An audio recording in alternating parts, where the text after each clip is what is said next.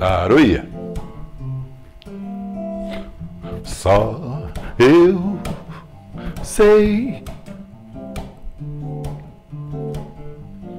não consigo nada paralelas sem fim, nua rua reta e crua, dá em nada. Só eu sei, não consigo nada paralelas sem fim, nua rua reta e crua, dá em nada. Contigo consigo tudo, meu encosto fica, deposito na cruz da estrada, pra depois tu palavra riada, vida e verso, nossa encruzilhada. Contigo consigo tudo, meu encosto fica, deposito na cruz da estrada, pra depois tu palavra riada, vida e verso, nossa encruzilhada, vida e verso, nossa encruzilhada. Laro Yeshu. Vida e verso, nossa encruzilhada. Exu apavena, Exu apavena, Exu apavena, Exu. Minha aldeia ainda é Exu apavena, oh minha aldeia ainda é Exu apavena, minha aldeia ainda é Exu apavena, minha aldeia. Meu nome é Vitor da Trindade, nasci Vitor Israel Trindade de Souza. Minha profissão principal é herdeiro. Eu sou herdeiro da família Solano Trindade. Sou herdeiro de seu Manuel Abílio, mestre de pastorio, pai de senhor Francisco Solano Trindade, poeta, escritor, cineasta, pintor e principalmente um grande lutador pela democracia racial no Brasil. Sou neto também de Dona Maria Margarida da Trindade, psicoterapeuta, que acompanhava o trabalho da doutora Anísio da Silveira. Mentira, ela é terapeuta ocupacional e ela trabalhava junto com a doutora Anísio da Silveira no Museu da Imagem do Inconsciente e foi muito importante na luta antimanicomial do Brasil. Sou filho de Jorge de Souza, Ogan Alabê, cantor e percussionista. Sou filho de Dona Raquel Trindade de Souza, professora de danças brasileiras, professora de folclore e cultura brasileira, e que ficou conhecida como memória viva da cultura afro-brasileira no Brasil.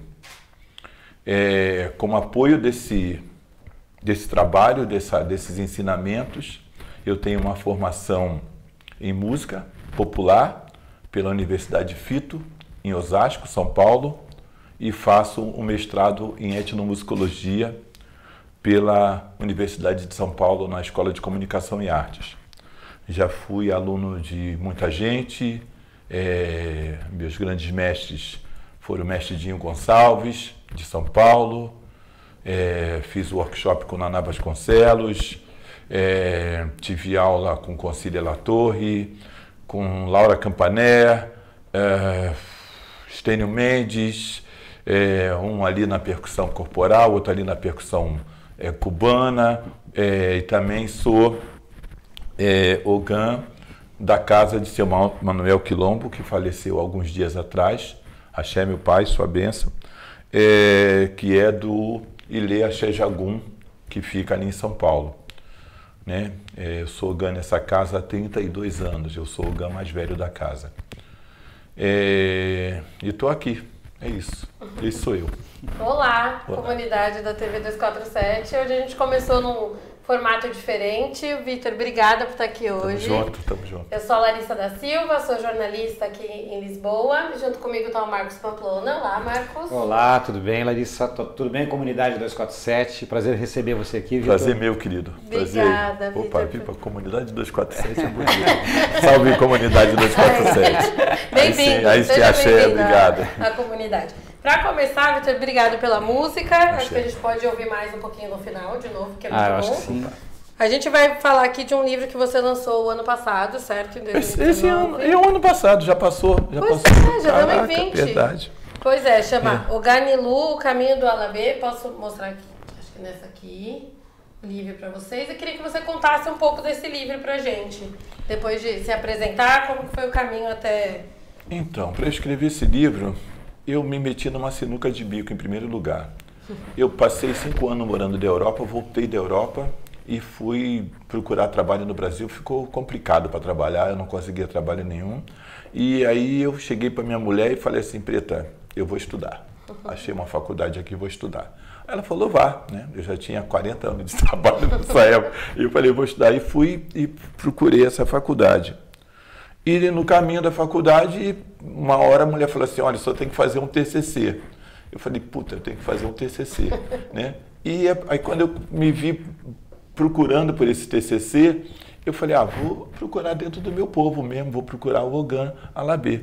E aí fui procurar o Ogã para fazer esse TCC, e aí um dia eu estava lá conversando com a esposa do Ogã, chefe da minha casa, né, o Opotum William Alabê, e cheguei para e ela falou para mim, pô, rapaz, lá em casa a coisa tá feia, rapaz, a gente não tá com grana, meu marido entra no emprego, sai do outro, é uma porcaria, ele não consegue se manter no trabalho, etc. Aí eu fiquei encafifado com aquilo, né? Falei assim, como assim, cara? Esse cara tem muito conhecimento, como é que ele não consegue trabalho, né? E aí que eu comecei a investigar essa coisa do Ogã, né? A primeira coisa que eu descobri, que no catálogo de profissões do governo brasileiro, né, até 3 anos atrás, o Ogã não era considerado profissão. Né? O Babalorixá é uma profissão, a Ialorixá é uma profissão, a Eked, que seria o feminino de Ogã, é uma profissão, mas o Ogã não era uma profissão. Aí eu falei assim, uai, então, como é que funciona isso? Aí eu fui cavucar mais um pouquinho. Aí eu percebi que os ogãs têm muito conhecimento. Se fosse usar uma linguagem da música clássica europeia, o Ogã seria um virtuoso, né? Porque ele tem muito conhecimento, é necessário muito estudo, porque a gente sempre pensa nos padrões que ele toca, ou nas notas que a gente chama de frases, né, dentro do candomblé, a gente sempre pensa que ele está improvisando, mas aquilo não é um improviso, é um estudo que ele tem que fazer para usar aquela frase no lugar certo, na hora certa, no momento certo da música que está tocando, porque só assim ele vai fazer com que o orixá faça aqueles padrões de dança que são propostos aos orixás. Então ele organiza dentro da música um diálogo com o orixá que diga para o orixá, vai para a porta, orixá, dá uma voltinha, faça essa ou outra coreografia, passe o axé para as pessoas. Então ele tem que aprender todas as cantigas, ele tem que aprender todos os toques e todas as frases no lugar certo. Junto com isso, esse camarada, ele tem que conhecer todas as liturgias do candomblé. Uau. Porque ele é o cara que é o braço direito do Pai de Santo. Aí ele tem que conhecer todas essas liturgias, ele tem que conhecer todas as folhas que o Pai de Santo vai buscar no mato, porque quem vai buscar não é o Pai de Santo, que não tem tempo, que tem que cuidar de outras pessoas, né? Ele tem que pintar o terreiro para festa, porque toda vez que tem uma festa, a cor do terreiro muda, né? Ele tem que cuidar dos atabaques, ele tem que cuidar da parte sacrificial do candomblé, ele tem que apoiar o Pai de Santo nas buscas nos outros lugares que toca. E que hora que esse cara vai fazer outra coisa? Aí, geralmente, a situação desse Ogã, ele não tem um nível escolar muito alto. Então, ele é obrigado a ter empregos, subempregos, né? E como geralmente ele tem esse subemprego, porque geralmente são pessoas muito inteligentes que não se adaptam na escola, e aí ele vai para esse subemprego e o patrão dá uma ordem para ele. E ele vai xingar o patrão. Porque dentro do candomblé, ele é uma pessoa de grande relevância. Então, todas as pessoas dentro do candomblé reverenciam o Ogã. O Ogã come primeiro, o Ogã tem uma mesa especial. O Ogã, todo mundo tem que pedir a mesma benção para o Ogã do que pede para o Pai de Santo. O Ogã, no momento que ele é feito, o Ogã, ele fala de frente para o Pai de Santo. Ou as outras pessoas não podem falar. Então, ele é uma pessoa que tem o seu orgulho pessoal. E quando esse orgulho vai para a rua, ele se torna uma tristeza, porque ali ele vale menos do que um segurança de mercado, né? A proposta dele. Então, por causa desse processo, eu fui para trás, eu fui andando para trás, né? Aí eu fui no governo, aí eu fui nas leis governamentais, né? Aí eu fui no continente africano, aí eu fui no continente africano antes da descoberta, né? E aí eu fui nas comunicações que o continente africano fazia com a Europa antigamente. E vim fazendo o caminho inverso até chegar no Ogã nos dias de hoje. Então esse livro ele fala desse caminho, desses encontros, né? Leis que no Brasil que elas não são divulgadas e que elas estruturaram o racismo muito bem organizado. Vai ser muito difícil a gente se livrar do racismo com as leis que a gente tem no Brasil, com as leis que formaram a cultura brasileira, né? Alguns exemplos. Uma lei que proibia qualquer negro de se educar, de 1800, logo depois da República, né? Já na República, né? Então, o negro era proibido de se educar. O negro era proibido de receber terra, comprar ou receber de presente. Então, essas pessoas negras elas não tinham direito nem a se educar e nem a ter propriedade. Depois, algumas leis que beneficiariam as pessoas negras, como a lei do sexagenário, né? Essa voltou agora, né? Com a nossa política ótima, né? Eu não ia falar de política, né? Então, depois de 60 anos, o escravo seria liberto. Numa época em que a expectativa de vida era de 40 anos. Então, quem conseguisse sobreviver aos 20 já era um vitorioso, né? Então, o que ele faria com essa liberdade aos 20 anos? Ele livraria o dono do escravo de ter responsabilidade sobre a sobrevida do outro, né? Depois tivemos a lei do ventre livre, onde todo filho de mãe escrava e pai escravo seria liberto a partir daquela data. Caraca! Como é que você, se o seu pai é escravo, se sua mãe é escrava e você é livre, quem é que vai te educar? Quem é que vai te alimentar? Quem é que vai cuidar de você? Né? Então, o que aconteceu? Nesse dia, né, a gente inventou a criança abandonada. Nós criamos a criança abandonada no Brasil. Nós enchemos as prisões de negros no Brasil devido às nossas próprias leis, devido à nossa própria organização. Porque no ano seguinte, a 13 de maio de 1888, a gente instaurou a lei da vadiagem. Ou seja, qualquer pessoa que não estivesse trabalhando ia preso. Ora, se você é proibido de trabalhar, se você é proibido de ter propriedade e cria uma lei que te prende, é claro que as prisões iam encher de negros, as prisões iam ficar até hoje cheias de negros. Então, a organização do racismo, ela é muito bem feita no Brasil, ela é muito bem estruturada, né? Ela é muito bem organizada, ela é muito bem feita. Então, como é que a gente vai lutar contra essa lei, esse formato de governo, né? Essa organização, se ela não inclui todos os povos que estão no nosso país, visto que a gente ainda por cima é 52% da população. Né? Então, é bem complexo a situação, é bem complexo. E esse livro, ele fala dessa questão, né? De como o Ogã se encaixa dentro do processo de vida em que ele precisa estar no candomblé, em que o outro trabalho acaba sendo o hobby dele. Esse trabalho que dá dinheiro é o hobby, porque ele jamais, o Ogã, os que eu conheço pelo menos, eles jamais vão deixar de ir para o candomblé para ir para o trabalho. Jamais. porque aquilo é a história dele, a vida dele. Mas ele não conta isso como hobby, ele acha que esse aqui é o trabalho. Então ele tem depressão, ele tem pressão alta, ele se separa da mulher, ele bebe, né? Porque é muita pressão, né? então essa organização do sistema nosso, que ele propõe que a única forma de sobrevivência do negro é o suicídio, né? É uma proposta, é uma proposta, né? A gente pode ver pelos processos de eugenia, né? Então, a expectativa, né, da nossa estrutura governamental, da nossa estrutura de sistema o negro tem que desaparecer, de um jeito ou de outro. Então, propõe-se o suicídio, propõe-se o extermínio da comunidade negra em São Paulo, no Rio de Janeiro, na Bahia, né? A gente está toda hora, você abre o Facebook, toda hora tem a polícia está batendo em alguém.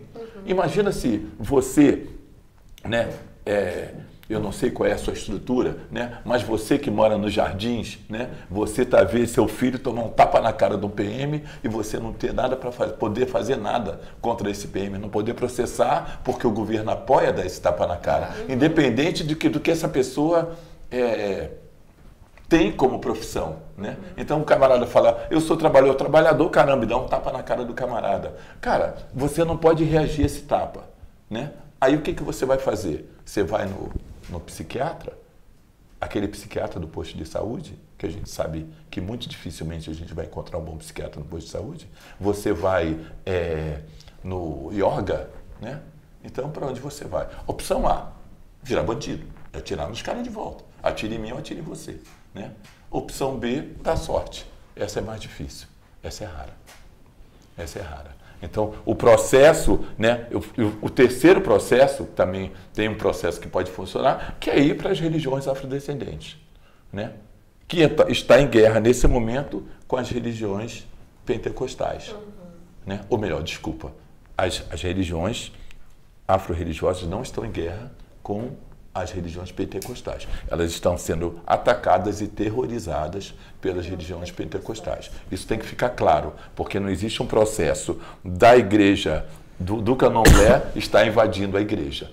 Não existe processo... Sim, não contrário. Esse processo contrário não existe. Então, é uma agressão formal, é um terrorismo formal. E por isso não é preciso, então, desmitificar, porque o cidadão comum tem uma visão preconceituosa com as religiões africanas. E, ainda por cima, dentro desse mito há o racismo também estrutural, né, que apoia esse preconceito contra as religiões, ou seja, na verdade é a mesma coisa. Isso faz com que o cidadão comum tenha uma visão completamente deturpada do que é o candomblé. Coloque-o simplesmente como uma espécie de bruxa religiosa no contexto das religiões brasileiras. Vocês enfrentam isso no próprio candomblé, quer dizer, lá dentro há esse ataque, vocês sofrem esse ataque? Então, dentro do candomblé, a gente não pode ser atacado, a gente sempre está... Eu acho melhor até você repetir a pergunta para não repetir errado, para não responder errado. Repete a pergunta. Não, dentro do candomblé vocês sentem essa pressão, por exemplo, há essa pressão política sobre a própria TV 247 agora sofreu ataques, ameaças. Nós temos um amigo, youtuber, o Bugalho, que sofre ataques constantes. Quer dizer, há esse ataque dos fascistas agora no Brasil a todo tipo de manifestação política que promova ou instigue a resistência. Dentro do candomblé acontece algo parecido por parte dessas pessoas que são pentecostais ou católicas, etc? Então, querido, é mais complexo. Eu poderia dizer que sim. Seria mais fácil eu dizer que sim, mas é mais complexo, é muito mais complexo. Na realidade, o candomblé é uma resistência. O candomblé é uma resistência que iniciou no século XVI, né? Que se iniciou no primeiro momento que chegou o primeiro negro aqui, né? Então a gente já teve esse processo de resistência. E a gente sofreu sempre esses ataques, né? Proibiu-se o candomblé, proibiu-se o samba, proibiu-se a capoeira, proibiu-se o jongo, proibiu-se tudo que fosse manifestação afrodescendente. E com essas proibições, a gente teve que buscar resistência, né? Então, na realidade, não tem novidade nenhuma. Não existe novidade. Sei, não existe novidade. Continua a mesma coisa, a gente continua a mesma luta. Né? Os inimigos, eles mudam de nome. Né? Vamos dizer assim, né? Que eles mudam de nome. Né? Às vezes é um cristão, às vezes é um policial, às vezes é um delegado. Né? Então a gente tem 400 anos de luta, de repetição desses ataques, né? Repetição desses ataques. Então o Candomblé, ele é uma grande... não é porque é minha religião, e é porque é minha religião ao mesmo tempo, né? Mas é um negócio que é muito forte mesmo. Né? É muito forte. Vamos imaginar o seguinte, querido, né? Que é uma coisa que eu sempre coloco nas minhas palestras. Né? Vamos imaginar o seguinte, que no continente africano, são mais de 200 línguas faladas. Né? Nesse continente africano, são vários países diferentes, hoje, porque esses países foram denominados a partir daquela conversa que teve em Berlim. Né? Que aí cada um ficou com um pedacinho da África. Mas antes disso, eram mais povos, mais nomes e mais cidades e mais línguas, né? Do que tem agora, que são 50 e poucos países. Né? E esses países... tinham esses vários povos que acabavam sendo trazidos para dentro do navio negreiro, raptados e levados para o Brasil. Tá certo? Mas eu não sei falar a língua da minha vizinha. A minha vizinha não sabe falar a língua do vizinho dela. E ali a gente tem que ficar 30 dias, 60 dias, dentro de um porão de navio, com 150 pessoas, onde cabiam 10. Parece as prisões brasileiras de hoje. Né? E aí, eu vou fazer o quê, cara? Eu vou tentar me comunicar dentro da minha possibilidade. Né? Tentar contar a minha história. Não deu para contar, eu conto para mim mesmo. Eu faço a minha reza. Mas a minha reza é tão legal que a minha vizinha aprende a minha reza. E ela acaba ensinando a reza dela para mim também, que vai ensinar para o outro. E esse encontro é que a gente chama de candomblé. Esse encontro é o candomblé. O candomblé é porque quando a gente fala em Oxóssi, quando a gente fala em Obaloaê, quando a gente fala de Oxalá, quando a gente fala de Ossan, não são os mesmos povos. Não são a mesma gente. Oxóssi não sabia falar a língua de Obaloaê. Um era o Yorubá e o outro era a Jeje, que não sabia falar a língua de Roximokumbi. Que não sabia falar a língua de um, que não sabia falar a língua de outro. Só no Brasil que esse povo todo se juntou. Que todas essas línguas se juntaram num mesmo quadrilátero. Pela necessidade da escravidão. Então, essa formação do candomblé, ela é o grande polo de resistência brasileira. O candomblé, ele junta o negro, ele junta o caboclo com o candomblé de caboclo, que era o povo daqui da terra. Ele junta o branco, que já misturando com a Umbanda, né? Que a gente não pode tirar uma coisa da outra, como se fossem coisas completamente distantes. Né? Tem uma proximidade. Né? Tem para nós, tem momentos que a gente não gosta da Umbanda, né? Por causa das próprias necessidades que a Umbanda teve que passar. Né? Mas ainda assim, ela faz parte da nossa religião. Ela faz parte como religião afrodescendente. Ela tem fundamentos do candomblé. Então, essa necessidade dessa grande união, que é o mesmo processo do Quilombo dos Palmares, que é o mesmo processo dos quilombos do Brasil, né? Que é o mesmo processo de formação do povo brasileiro, né? Devia ser a referência do nosso povo. Mas, pelo contrário, é a referência do que é negativo no nosso povo para dentro do que a mídia propõe. Né? Então, esses ataques que a gente vem sofrendo não são de ontem, não. Sim. É de muito tempo. Agora, além da resistência que sempre aconteceu dentro do candomblé, o que o Vitor pode contar pra gente de resistência fora dali, em São Paulo? Como que é a sua atuação aí junto à cultura na resistência da Então, como eu disse, eu sou herdeiro, querida. Eu sou herdeiro. E eu fiquei um pouquinho na preguiça, né, dessa luta até o falecimento da minha mãe, que fazem agora quase 2 anos. Né? E ela falou, não, agora eu estou indo embora, é contigo. E ela falou exatamente assim, né? Estou indo embora, ela encomendou o enterro dela do jeito que ela queria, né? A gente fez tudo da forma que ela desejava. E a partir daquilo eu assumi a minha herdade, né? Assumi o meu patrimônio, né? E é um patrimônio assim, que você não tem dinheiro, eu não tenho dinheiro, mas eu tenho muita... Minha mãe falava uma coisa engraçada, ela falava assim, ah, meu filho, com a cultura que eu tenho, com os amigos que eu tenho, com o trabalho que eu tenho, se Deus ainda me desse dinheiro, seria sacanagem com as outras pessoas. Então, eu acho que eu peguei essa mesma coisa, né? Eu não tenho dinheiro, né? Mas a minha herdade, a minha fortuna cultural, ela me sustenta fisicamente, ela paga a minha conta, ela paga a minha casa, ela põe gasolina no meu carro, ela educou meus filhos que estão seguindo o mesmo caminho que o nosso, né? Ela me sustenta espiritualmente, porque eu posso ir no candomblé, etc, etc, etc. Então, eu estar vivendo essa herdade a partir desse tempo, ela me botou em contato com os povos, com essa gente que cerca São Paulo, né? Que cerca São Paulo. A minha vivência é pela Zona Sul, né? Campo Limpo, Taboão, Capão Redondo, Embu das Artes, Itapecerica da Serra, Juquitiba, mas a periferia... Tem noção de quantos habitantes tem ali? Não tenho ideia, cara. Gente. Tenho ideia. Gente pra caramba. Eu não tenho nem ideia de quanto São Paulo. Eu conto São Paulo assim, querido. Eu conto São Paulo assim. Quanto tempo eu levo da minha casa até o centro de São Paulo? Já é uma Pronto. conta, Isso já me inferniza a vida o suficiente para eu não pensar no número. Mas continuando. Peraí, deixa eu continuar. Desculpe. Então, eu quando me assumi esse herdeiro, eu comecei a prestar atenção nas coisas.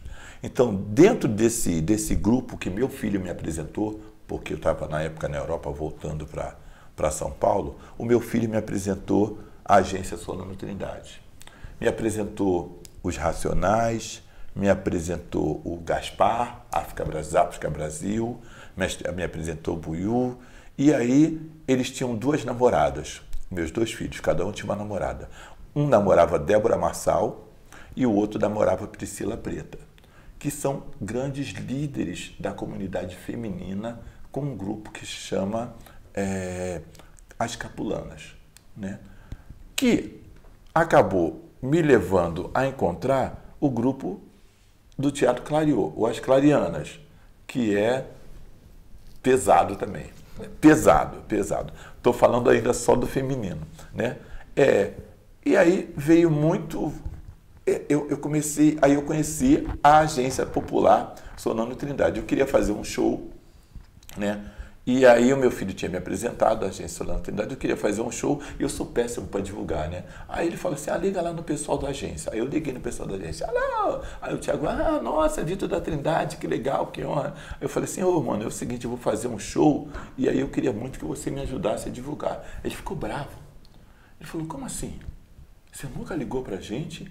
E você, quando liga, você pede pra gente divulgar? Não, só tem que vir aqui pra gente organizar e fazer uma coisa pro senhor. Né? Aí lá fui eu pra Campo Limpo e aí ele começou a me mostrar o que era a Agência Solano Trindade. Primeira coisa, ele me mostrou uma nota de 10 solanos. Né? Aí eu falei, uma nota de 10 solanos, para que serve uma nota de 10 solanos? A nota de 10 solanos é o seguinte, eles tinham feito um banco comunitário dentro do Campo Limpo. Né? E com essa nota de 10 solanos, ela vale R$10 na comunidade. Então, se a dona Cotinha ou se o seu Joãozinho precisa de um bujão de gás, precisa de alguma coisa, eles vão na Agência Solano Trindade, pede um empréstimo, eles emprestam 10 solanos para ele, ou 50 solanos, ou 100 solanos. Com esses 100 solanos, ele vai lá e compra o gás nos lugares que está organizado para receber o solano. Esse camarada vai lá e pega o dinheiro em real e deixa os solanos para a comunidade emprestar. E aí o dinheiro se movimenta dentro da comunidade do Campo Limpo. O dinheiro não sai dali, né? E eu vi aquilo e falei assim, caraca, que é isso? Que ideia maravilhosa! Como é que se expande isso, né? Aí ele fala assim, o que você quer fazer? Foi exatamente isso. Eu falei, eu queria fazer um disco. Ele falou, então tá, o senhor vai lá, o senhor vê quanto é. Ele fala, senhor, agora ele não fala mais senhor, não. Ele falava, então o senhor vai lá, vê quanto fica o disco, né? E aí a gente faz o disco, a gente vê como é que organiza isso. Aí eu vi lá, vi um estúdio, tal, organizei, fiz as contas, tal. Aí cheguei para ele e falei assim, Tiago, vai custar 8 mil. Né? Aí ele falou, 8 mil a gente vai. E o senhor vai falando o que precisa. Bom, final da história, o disco ficou em 26 mil reais, né? Ele pagando todo mundo recebeu dinheiro, os músicos, o estúdio, deu tudo certo, o camarada que fez a capa, o disco saiu bonito e esse disco era um disco só com as poesias do meu avô, né? Eu peguei 16 poesias, 16, acho que eram 16 poesias e fiz esse disco só com poesias do meu avô que eu musiquei, né? E o Tiago, ele começou a me mostrar as possibilidades daquele negócio. E aí eu fui vendo que é uma rede era essa palavra, né? Uhum. É uma rede que vai rodando São Paulo inteirinho, né? E que essa rede, ela se conecta através de uma comunicação interna, na internet, mais interna, né? E que cada vez vai trazendo mais gente. Cada vez esses grupos são maiores, né? A última vez que eu vi, estava eu tocando, abrindo o show do Racionais, né? A segunda vez que eu vi, já estava Seu Jorge no meio, né? Na terceira vez que eu vi, já está Chico César, né? Então, está virando uma coisa que vai crescendo mesmo, o número está crescendo. Eles têm um festival que chama Festival Percurso, que está com, sei lá, 25, 30 mil pessoas no festival, né? Dentro da periferia de São Paulo. Que você disse que não é a periferia, que você entende pois que a periferia é o centro. Isso, eu até fiz uma poesia sobre isso, mas a ideia não é minha, a ideia é de uma menina, que eu não sei o nome, do Rio de Janeiro, de Caxias, que é a cidade que eu nasci, no Rio, e aí essa menina falou assim, olha, eu não sei se foi numa conversa, ela falou assim, a periferia para mim não é lá não é aqui onde eu moro. Periferia para mim é Copacabana, porque eu moro aqui em Caxias. A minha vida é aqui em Caxias, então eu tenho que sair para a periferia, que é Copacabana. Então eu acho que esse é a grande ideia que está acontecendo, né? Nessa revolução estrutural das periferias, que ainda se chamam periferias, mas a periferia, o que está virando a periferia são os jardins, né? O que está virando periferia é o Leblon, é Ipanema, porque está desinteressante.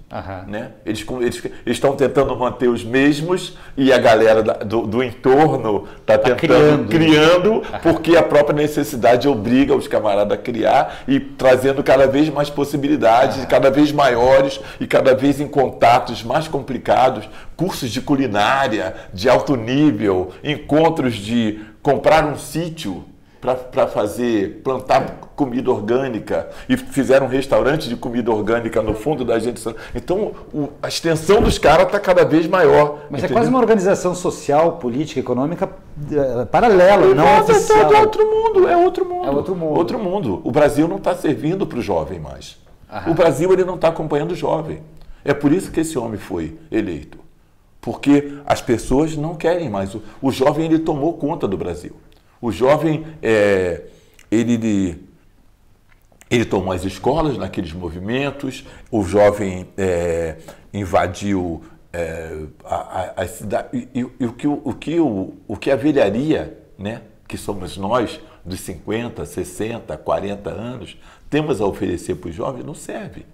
Você disse que o jovem, esse homem foi eleito porque esse jovem está sendo combatido nesse momento? Eu acho que o grande plano do governo é combater a juventude brasileira. Eu acho que esse é o grande plano, porque o mesmo, né? aquele mesmo Fernando Henrique, aquele mesmo Jair Bolsonaro, tenho que botar os dois no mesmo balde, aquele mesmo Paulo Maluf, não serve para o jovem. Não serve, eles não têm nada para dizer. Não tem nada para dizer, né? É a mesma coisa, vou ofender metade da população musical do mundo, mas Beethoven não serve para o Brasil. Serve. Sim. Por que serve Beethoven para o Brasil? Né? Quem é que vai na Sala São Paulo? Né? Quem é que vai na Sala São Paulo? Quem são as pessoas que vão lá? O jovem é bem-vindo na Sala São Paulo? Você falando assim, você fala quase como de um museu cultural, né? A Sala São Paulo como metáfora. Na realidade, não, eu estou falando da Sala São Paulo como metáfora, mas o Teatro Sérgio Cardoso, sim, a Sala São Paulo, o antigo Canecão, é tudo para alguém que não está interessado realmente em cultura, mas em demonstrar força e poder, né? Então você vai lá com o seu melhor carro, com a sua melhor roupa, com a sua melhor comida e sai para encontrar pessoas para fumar charuto e tomar um uísque de 36 anos. Então a arte, ela está na periferia, e aí a arte é periférica, porque a arte ela não tem nenhuma importância, né? O que ali se discute são valores que já estão ultrapassados, são valores de sei lá quando, eu não sei nem de que é quando isso, deve ser do século XVIII, né? Não sei de quando é isso, mas não é um valor que é mais importante, porque, e aí qual é a raiva da criançada, como é que a criançada age? Eles são mais rápidos, eles pegam, faz música no celular, 2 minutos a música está pronta, manda para o grupo inteiro, edita, todo mundo faz, edita, compartilha, todo mundo aprende a dança, tomou o poder, caiu. Ninguém nunca conseguiu derrubar as gravadoras no Brasil, querido. Sim. Nunca conseguiram. Os jovens conseguiram. Em menos de 10 anos, a gravadora não existe. Quem é a gravadora que existe? Não, acabou isso, né? Não tem CD, né? Era o grande mercado da música. Ninguém compra mais disco. Nós estamos andando para trás, né? Pensando bem, falando pelo bem. Nós estamos andando para trás, nós estamos fazendo música ao contrário agora. Então, a gente vai passar pelo funk. A gente vai ter que passar pelo funk, porque o funk é o que está dominando agora, né? Está tudo dominado. Está tudo dominado. Porque eles falam a linguagem do jovem, né? Esse palavrão, que funk para palavrão. Aí, não, mas palavrão é o que se fala agora. É o que se fala, né? Não é, a gente não fala outra coisa, não ser palavrão, né? Então, porque não, aí o que foi feito para combater? Um camarada com um discurso em que pegou e falou assim, o jovem está perdido, né? O jovem está perdido, o jovem só pensa em sexo, né? E tudo isso, né? Mas vê direito, né? Vamos ver direito qual é a real, né? Quem é o tarado aí? Se é o jovem que expõe a sua sexualidade ou o camarada que transa com o primo dele lá, sabe? Embaixo da mesa, entendeu? Quem é o camarada? Quem é o maluco na história, né? Essa parte é que tem que ver direito, né? Queria fazer mais uma pergunta, a gente está já indo para os finalmente, não é, Larissa? Mas você teve uma experiência na Alemanha, você estudou na Não estudei lá não, cara. Foi professor, desculpa. Então, na realidade eu fui professor na Musikschule Schöneberg, foi lá onde eu fui professor. Na Landesmusikakademie eu fui durante muitos anos um professor parceiro, vamos falar assim. Professor parceiro, você contou que foi convidado, estava andando, encontrou um amigo, foi convidado? Não, eu estava andando não, cara. Músico vive desempregado, né? Vira e mexe está desempregado. E num dos desempregos eu comecei a dar aula num bar que eu tocava à noite. Eu tocava uma vez por semana, e era um bar lá na Vila Madalena chamado Bambu Brasil. E eu estava lá dando a minha aula de percussão, e aí eu botei assim, percussão afro-brasileira, quem quer? E aí eu arrumei uns percussionistas assim que não batiam muito bem na cabeça, né? Olha, nesse curso veio Guilherme Castrup, veio Marquinho da Sinfônica, veio Décio Joelli da banda sinfônica, veio Armando Yamada acho que da Jazz Sinfônica também, e um monte de músico popular bom. Simone Sou, acho que um monte de gente, um monte de louco que apareceu lá. E aí, nossa, aquilo virou uma festa, né, cara? A gente veio tocar, a minha aula virou uma festa, né? Pichu, né? E aí a gente... Melhor aula. Pois é. E aí um camarada passou na rua, escutou aquela barulheira e falou assim, não, tem acontecendo alguma coisa aí dentro. Ficou esperando eu sair e falou assim, então, gostei pra caramba, o que é? Eu expliquei e tal. E aí o camarada foi embora. Passou um ano, eu recebi uma ligação da Alemanha. Olha, o Paulo me indicou, falou que você é um cara legal, que você dá mais aula bacana, eu queria ir fazer aula com você. Falei, venha, eu não sabia que era Paulo, juro pra você que eu não sabia. Mas vem. Aí ele veio, passou um tempo comigo, tá no Brasil ainda, é Ogan também, é um alemão chamado André Rinsburg. E aí o André me indicou para o Joachim Litt, que é o diretor dessa escola chamada Landesmusikakademie, para um festival que chama Samba Syndrome, que acontece todo ano há 25 anos. E aí o Joachim me ligou, me mandou uma carta, falou que tinha um cachê, né? Falou que tinha uma passagem, que eu ia ficar hospedado. Eu falei, ó, nunca tinha ido na Europa. Ia de graça, se me convidou pago, eu estou indo correndo, né? Aí peguei o avião e fui para Berlim, né? Para Berlim. Aí fiz esse primeiro ano, em 98. E depois fez vários anos, não foi? Fiz. Aí ele falou, aí quando acabou esse dia, ele falou assim, muito obrigado, foi muito legal, a gente gostou muito de você. Infelizmente a gente não pode te convidar de novo. Eu falei, puta, que bom, já vi uma vez, já saí todo feliz. Passou 3 meses, ele me ligou de novo. Não, venha.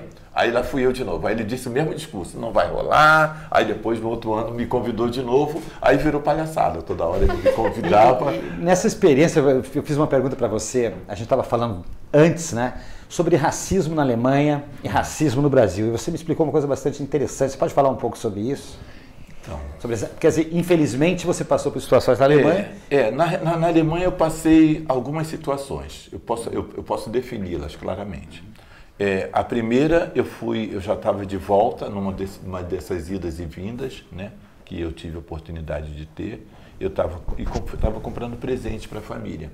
E aí eu parei com a bicicleta que eu tinha numa gôndola de meias. E aí eu fui pegar a meia, aí o camarada saiu de dentro da loja para conversar comigo. Eu falei, quanto é? Ele falou, 6 e pouquinho. Aí eu falei, puxa, para mim eu só tenho 6 e tanto. Dá para você fazer? Ele falou assim, não dá. Eu falei assim, puxa, então eu tenho uma nota de 200 euros. Você troca 200 euros? Ele falou assim, não troca. Aí saiu outra pessoa de dentro da loja, que nunca me viu, nunca falou nada, e falou assim, ele não vai comprar nada, não, ele só quer roubar, né? Aí eu falei assim, não, eu não quero roubar nada, então eu vou chamar a polícia. E chamei a polícia, né? Aí chamei a polícia veio e perguntou para mim assim, e você roubou? Eu falei, não. Aí o cara falou, então tá tudo bem. Eu falei, não tá tudo bem. Então o policial não aceitou queixa, eu fui dar queixa na delegacia, o delegado não aceitou dar queixa, né? Não era delegado, é o capitão lá, sei lá o que ele era. Ele não deixou dar queixa, né? Aí, bom, eu tive que deixar barato, né, essa parte. Então, teve esse tipo de racismo. O outro, um camarada entrou no trem, eu estava assim conversando no trem, eu, minha ex-esposa e minha filha, eu acho que era pequenininha, eu estava vindo de Rostock, da praia. Aí o camarada entrou no trem, olhou para minha cara e falou assim, não vou ficar aqui nesse trem não, porque aqui tem preto, e saiu do trem. Esse tipo de racismo, ele é legal. Por quê? Eu podia dizer pro cara, vai tomar banho, ou para não falar uma coisa pior, né? Eu poderia dizer pro cara, ou ficar no balcão, ou sair no balcão, né? Como policial eu tive que bater de frente. Agora no Brasil é pior. No Brasil existe esse racismo que ele é escondido demais, né? Então as pessoas são tão acostumadas a ser racistas, em primeiro lugar elas nem percebem que são racistas. Uma outra pergunta que é comum nas minhas palestras, eu pergunto assim, a primeira pergunta que eu faço sempre. Quem aqui acredita que no Brasil existe racismo? Todo mundo levanta a mão, 100%. Aí todo mundo abaixa e pergunta, e aqui quem é racista? Ninguém levanta a mão. Né? Aí eu falo assim, então, sinuca de bico, checkmate, vamos começar a conversar, né? Porque se você diz que 100% do grupo que aqui se assiste é racista, e ninguém é assim, de onde vem? E aí não sei, acho que alguém que falou no Florestan Fernandes hoje, né, e o Florestan Fernandes fala que o Brasil é um país que tem vergonha do preconceito racial. Ele é um país de racismo sem racistas, né, o que dificulta o diálogo, né? E esse diálogo que a gente não tem sobre racismo, ele é pior porque ele machuca por dentro. O camarada não diz na sua cara, mas ele machuca por dentro, ele te arrebenta. Né? Ele é pior que hipócrita, ele é extremamente nocivo. O hipócrita, você não precisa prestar atenção no hipócrita, né? Mas esse racismo, ele realmente é nocivo, ele agride, né? Então, ele atinge fisicamente, em primeiro lugar, causando problemas de saúde, né? Ele atinge causando problemas pessoais, que a pessoa cresce sem estrutura para discutir economia, sem estrutura para discutir a sua própria educação, sem estrutura para discutir o currículo escolar, em que o currículo escolar informa diariamente que a pessoa negra é uma pessoa que, de alguma forma, tem um processo negativo. Você encontra pessoas na rua que, quando vê você, desvia, muda de lado na rua, segura a bolsa. Você encontra uma polícia que te agride e sempre com uma desculpa que não é racismo, que não foi racismo. Existe uma fantasia racial, uma fantasia sobre uma democracia racial que ela é sustentada pela escola, ela é sustentada pelo governo, ela é sustentada pela polícia, e é isso que a gente não consegue se livrar. E isso é que torna o Brasil o país mais racista do mundo, na minha opinião. E olha que eu rodei, amigo. Sim. Já fiz 4 continentes rodando e eu acho que o Brasil é o país mais racista do mundo. É onde você tem mais dificuldade de lidar com Eu acho que a gente ganha da África do Sul e ganha dos Estados Unidos. Né? Porque no Brasil é onde o negro tem mais dificuldade de ascensão pessoal. Né? Eu acho que a gente ganha de pau da África do Sul. E na África do Sul o negócio é feio. Sim. A gente ganha de pau. Porque lá o camarada vai sair pra porrada, né? Sai pra porrada, né? Não me quer aqui, então eu vou me pôr aqui, né? Agora no Brasil o camarada fala assim, acabou a comida do restaurante. Nós não temos mais mesa, né? E não deixa o camarada entrar, né? Então esse tipo de relação, esse tipo de situação torna muito mais difícil o confronto, torna muito mais difícil a mudança, né? Quando a gente tem uma proposta de democracia racial, quando a gente tem uma proposta, quando a gente não estuda essas leis que prejudicaram o negro no Brasil, quando a gente informa que cotas raciais é racismo ao contrário. Essa é uma informação que o governo deu. Né? Cotas raciais é racismo ao contrário, que a imprensa deu. Né? Então, e aí?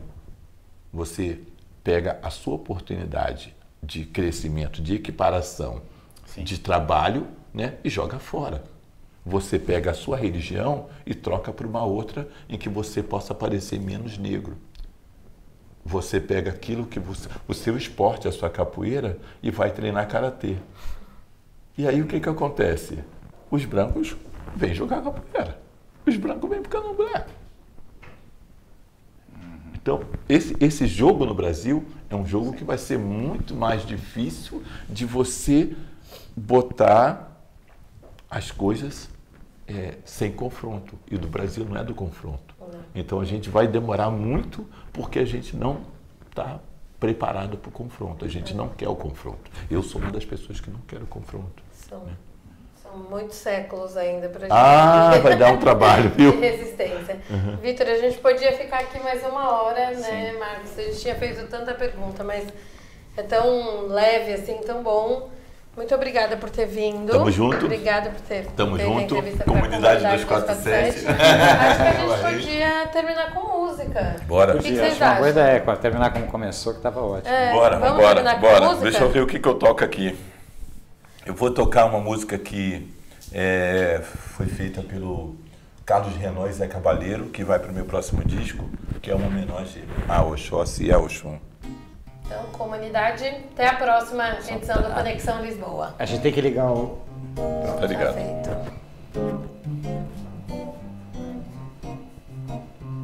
A saudação de Oxóssi é Okearu. E a saudação de Oxum é Aieyewo. Aí a gente começa assim. Okearu. Aieyewo. Okearu. Aieyewo. No dia em que eu te vi, eu tive uma sensação indescritível. Eu vi, mas mesmo assim não criei no que vi. Foi tão incrível, fora do comum, como se Oxóssi achasse Oxum e já se apaixonasse apaixonasse, ó, se Oxóssi achasse Oxum e já se apaixonasse no dia em que eu te vi. Eu tive uma sensação indescritível, eu vi, mas mesmo assim não criei no que vi. Foi tão incrível,